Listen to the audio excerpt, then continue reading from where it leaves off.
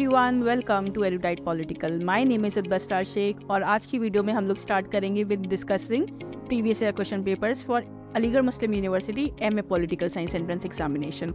हमने इस टाइप की और भी वीडियोस कवर करी हैं जिसमें हमने क्वेश्चन पेपर कवर करा है entire, so you can check out that in the playlist of MA PYQs. So yes, let's continue the series. So the first question is, which of the following agencies scrutinizes the report of the Controller and Auditor General of India? CAG is one of the important topic that I would like to tell you, क्योंकि CAG से related जो articles हैं और जो भी important information है वो आपको पता होनी चाहिए because it is one of the important topic of Indian polity as well. So you have the following options. And the correct answer for this question is option number 4, that is Public Accounts Committee. So देखिए, जो Public Accounts Committee होती है वो agency responsible है for scrutinizing the reports of the Controller and Auditor General of India. CAG अपनी report submit करता है audit of the accounts of the union and the state government to the parliament, और फिर जो ये committee होती है पब्लिक अकाउंट्स कमेटी वो एग्जामाइन करती है इस रिपोर्ट्स को और इंश्योर करती है कि जितनी भी अकाउंटिंग हुई है गवर्नमेंट एक्सपेंडिचर्स की वो सही तरीके से हुई है, फाइनेंशियल रेगुलेशंस के तहत हुई है, and it plays a very crucial role in ensuring the transparency. और अगर आप बात करें accountability of the government finances, क्योंकि गवर्नमेंट को जो फाइनेंस मिल रहे हैं वो आफ्टर ऑल मिल तो आप लोगों के टैक्सेस से ही रहे हैं। So let's move with the next question. So the next question is, how many representatives are elected to the Rajya Sabha from Union Territories? Now you have the following options and the correct answer is option number 2, that is 8.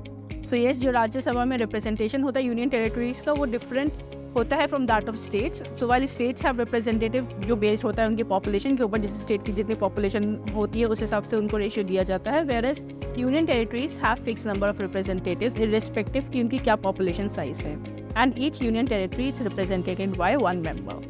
So yes, let's move with the next question. So the next question is, who was the chairperson of the second Administrative Reforms Commission? So you have the following options and the correct answer is option number 1, that is Veerappa Moile. So yes, जितने भी Administrative Reforms Commission आए हैं India में वो सारे commissions in chronological order उनकी important details के साथ मैंने अपनी previous video में cover करी है. So if you want you can check out that video too. So coming back to the question, जो सेकेंड एडमिनिस्ट्रेटिव रिफॉर्म्स कमीशन था उसका ईयर याद रखिएगा कि 2005 में वो कॉन्स्टिट्यूट करा गया था, ठीक है, under the chairmanship of Shri Veerappa Moily, and he was responsible for preparing the detailed blueprint for the revamping of the public administrative system in India. Let's move with the next question. So the next question is, who among the following is associated with offensive realism? So the correct answer for this question is option number 2, that is John Mearsheimer. So realism में भी different aspects है, offensive realism है, defensive realism है, defensive realism is related to Kenneth Waltz.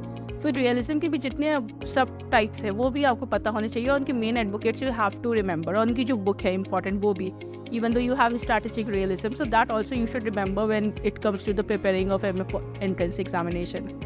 So offensive realism जो है वो theory है, international relation में एसोसिएटेड है with John Mearsheimer, and it posits basically it held that कि जो भी पावर होती है, जो सिक्योरिटी होती है, that is the best way to achieve security, कि आप मैक्सिमाइज करो अपनी पावर को relative to other states. So yes, he basically argued कि जो स्टेट्स हैं they are driven by the desire कि वो ज़्यादा से ज़्यादा हेजेमनी अपने रीजन में क्रिएट कर पाए, जिसकी वजह से they will lead to a constant struggle for power and potential conflict among states. तो ये जो पर्सपेक्टिव है ये कॉन्ट्रास्ट करता है विद डिफेंसिव रियलिज्म, जो फोकस करता है on state seeking to maintain their security rather than maximize power, right? तो offensive realism is like कि आपको state को maximize करनी है power, defensive realism ये है कि आपको एक maintain करके रखनी है stability, you don't have to go excessive on gaining the power. So yes, let's move with the next question. So the next question is, who called India as quasi-federal? So you have the following options and the correct answer is option number 3, that is K.C. Beer. So yes, the question is from federalism, the topic, and federalism is very important कि कौन कौन से India में जो federalism के provisions है वो आपको पता होने चाहिए, कौन कौन से ऐसे फीचर्स हैं जो फेडरलिज्म को प्रमोट नहीं करते, इंडिया में सेंट्रलिज्म को प्रमोट करते हैं, क्या कॉन्ट्रास्ट है इंडिया और यूएस के फेडरलिज्म में, और जो कमेंट्री हुई है इंडियन फेडरलिज्म के ऊपर, क्वासी फेडरलिज्म है ना, एंड कोऑपरेटिव फेडरलिज्म, तो ये ज़रूर याद रखिएगा कि किसने बोला था। जैसे cooperative federalism was set by Granville Austin. Question में पूछा गया है quasi federal, so it was set by KC Wheare, and he is also renowned political scientist, and इनकी बुक थी फेडरल गवर्नमेंट 1953 में पब्लिश हुई थी, उसमें उन्होंने इस चीज़ को बोला। Let's move with the next question. So the next question is, Who talked about the hierarchy of laws? So the correct answer for this question is option number 2, that is Thomas Aquinas. So Thomas Aquinas एक medieval philosopher and political thinker हैं जिन्होंने discuss करा था the hierarchy of law. उनका जो major work है सुमा थियोलॉजिका उसमें, एंड इसमें उन्होंने प्रपोज करा था एक हायरार्किकल स्ट्रक्चर ऑफ लॉज जहाँ पे डिवाइन लॉज जो थी वो इटर्नल लॉ थी, वो टॉप पे थी. फिर उसके बाद it comes to the natural law and the human law. So yes, that is the concept of hierarchy of laws addressed by Aquinas.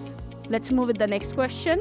So the next question is, Marxian socialism is also known as which among the following? So you have the following options and the correct answer is option number 4, that is scientific socialism. So जो Marxian socialism है उसे often we are referred to as scientific socialism because जो Karl Marx थे और Engels थे उन्होंने ये claim करा था कि they have developed a scientific understanding of society और कैसे वो historically develop हुई. So that is why they believe in their analysis of capitalism and in the inevitable collapse, right? So that you can see in their works of Communist Manifesto, Das Kapital. तो ये सब based on scientific principles पे हैं rather than philosophical speculations. So yes. So let's move with the next question. So the next question is, constraints on freedom emerge from social inequalities of which among the following? So you have the following options and the correct answer is option number 3, that is gender, class and caste. So जो freedom पे जो restrictions आते हैं वो various social inequalities की वजह से हो सकते हैं, पर जो प्राइमरी फैक्टर्स होते हैं they are identified as gender, class and caste. So gender based inequalities होती हैं जो लिमिट करती हैं इंडिविजुअल को फ्रीडम में of various ways in various ways. Then class aspect भी रहता है जो सोशियो इकोनॉमिक आस्पेक्ट होता है डिस्पैरिटीज़ को क्रिएट करने का between it can impact individual freedom and it can also restrict the access to resources, opportunities and basic necessities. Then the next is caste. So caste-based discrimination is also prevalent in the society and they can be severely restricted by individuals' freedom, right? Social status, education, employment and the basic rights and liberties. So yes, let's move with the next question. So the next question is, so you have the following options and the correct answer is option number 4, that is 44. So Article 44 of the Indian Constitution जो है वो deal करता है with the provision of Uniform Civil Code. It is there in the DPSP, that is your Directive Principles of State Policy. And ये जो provision है ये M करता है promote national integration by ensuring कि जितने भी सिटीजन्स हैं रिस्पेक्टिव ऑफ देयर रिलीजन वो उनके पास कॉमन सेट ऑफ लॉज होना चाहिए governing their personal matters. So yes, however this is a very debatable topic and इस पर काफ़ी डिबेट्स भी हुई हैं and it is in the current news also. So it's better कि आप यूनिफॉर्म सिविल कोड के बारे में जितना ज़्यादा इन्फॉर्मेशन गैदर कर पाओ, it would be good for you as well क्योंकि सब्जेक्टिव में भी ये पूछ सकते हैं. So yes, this was all for today's video. इस वीडियो पे हमारा पूरा 2023-2024 का जो क्वेश्चन पेपर है वो समाप्त होता है. बाकी जितने भी क्वेश्चन है वो हमने प्रीवियस वीडियोज़ में पार्ट्स में कवर करे हैं. You can check that out as well. In the next video, we will be covering the question paper of 2022 to 2023 session. So yes, I hope you find this video helpful. Do let me know. कोई भी आपको ऐसे important topic है जो आपको पढ़ना है political science का, do comment down. We will try to cover that topic on priority. So yes, stay tuned for the more upcoming videos. Thank you.